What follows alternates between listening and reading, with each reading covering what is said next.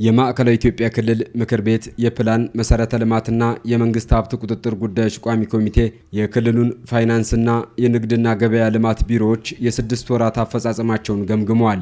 ቋሚ ኮሚቴው በጥንካሬ የተመዘገቡ ተግባራት ይበልጥ እንዲጎለብቱ ያሻል ብለዋል። ክልሉን ከዕዳ ነፃ ለማድረግ ከአምና ጀምሮ የተጀመሩ ስራዎች በርካታ መልካም አስተዳደር ችግር ሆኖ የቆዩ ነገሮችን እየፈታችሁ ነው። እነዚህ በደንብ መጠናከር አለበት። ከጡረታ ውዝፍ ዕዳዎች ጋር ሌሎች ከማዳበሪያ ዕዳ ጋር የነበረው ክልልን አንገት ሲያስደፋ የነበሩ ችግሮች በጣም በጥሩ ሁኔታ እየተመራ ስለሆነ እነዚህን በደንብ አሁንም ክትትሉ ጠንካራ መሆን አለበት። የክልሉ ምክር ቤት የፕላን መሰረተ ልማትና የመንግስት ሀብት ቁጥጥር ጉዳዮች ቋሚ ኮሚቴ ሰብሳቢ አቶ ታመነ ገብሬ በአንዳንድ አካባቢዎች ላይ የሚነሱ የፍትሃዊ የሀብት ተደራሽነት የተመላከቱ ጉዳዮች ላይ ማብራሪያ እንዲሰጥ ጠይቀዋል። የክልሉ ፋይናንስ ቢሮ ኃላፊ ወይዘሮ ዘይቱና ኢብራሂም በጉዳዩ ላይ ማብራሪያ ሰጥተዋል። አሁንም ጥያቄ ይነሳል። ያው ፍትሃዊነት ሁሉም ያነሳል። ወደ ታች ስንሄድ ዊዝን ዞን ወረዳዎች ያነሳል። እዚህ ወረዳ ላይ ይሄን ዳምፕ አንድ ተመሳሳይ ሆነው እኛ ጋር አንድም የለም ይላሉ። ይሄ ተረጅነትን በሚያበረታታ መልኩ እኛም አንፈልግም። እዚህ ፕሮግራም ባጀቶች የፍትሃዊ ዲስትሪቢዩሽኑን የእናንተ እይታ ምንድነው? ፌር ነው ብላችሁ ታስባላችሁ? ፕሮግራምን በጀቶች እና አጠቃላይ በጀት ፍትሃዊነት አንፃር አንድ እንድትረዱ ጄነራል ነገር አጭር ነገር ነው ማነሳው።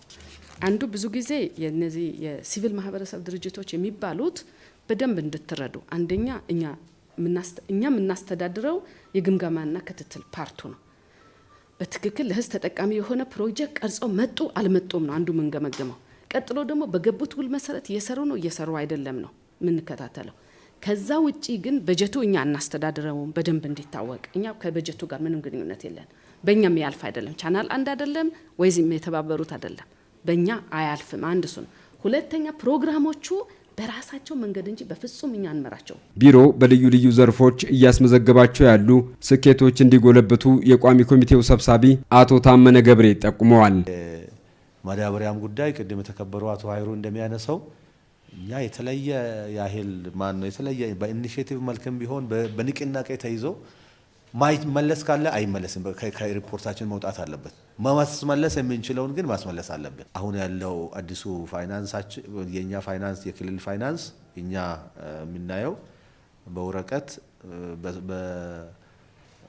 ምንድነው በቴክኖሎጂ በተላከው ምላሽ እየሰጠ ያለ ቢሮክራሲ በጣም የቀነሰ እንደሆነ ነው እኛም የምናየውና ይሄን አጠናክሮ መቀጠል ያስፈልጋል። በሌላ በኩል በቋሚ ኮሚቴው የክልሉ ንግድና ገበያ ልማት ቢሮ የ6 ወራት አፈጻጸም በገመገመበት ወቅት የኑሮ ውድነት ለመቋቋም የፍጆታ ምርቶች በአግባቡ እንዲቀርቡ ህገወጥ ግብይት ላይ ቁጥጥር ማድረግና የሰንበት ገበያዎች እንዲበራከቱ መሰራቱን የቢሮ ኃላፊዋ ዶክተር ባዩሽ ተስፋዬ ጠቁመዋል። ሌላው ከዚህ ከህገወጥ የዋጋ ንረት ጋር ተያይዞ ተገቢነት የሌላቸው የዋጋ ጭማሪዎችን በልዩ ክትትልና ቁጥጥር ስራዎች ይሰራሉ።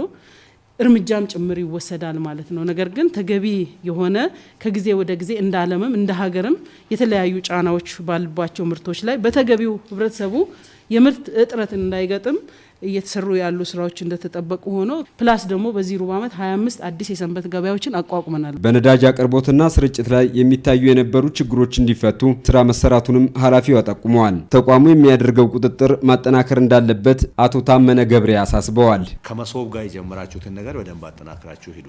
ወደዛ የሚገቡ አገልግሎቶችን እየለዩ ከመሶብ ጋር ተቀናጅተው ባለሙያዎችንም ግንዛቤ ለመፍጠር የጀመራችሁት መንገድ በደንብ ተጠናክሮ መሄድ አለበት። ጥሩ ነገር ስለሆነ ማለት ነው። ሌላው በቅድም ሪፖርቱም ላይ ቀርቧል። እኛም በተለያዩ አካባቢዎች ላይ እያየን ያለነው በሸማቹ ጤና ላይ ጉዳት ሊያደርሱ የሚችሉ ነገሮች ላይ የሚደረግ ቁጥጥር በጣም ሊጠናከር ይገባል።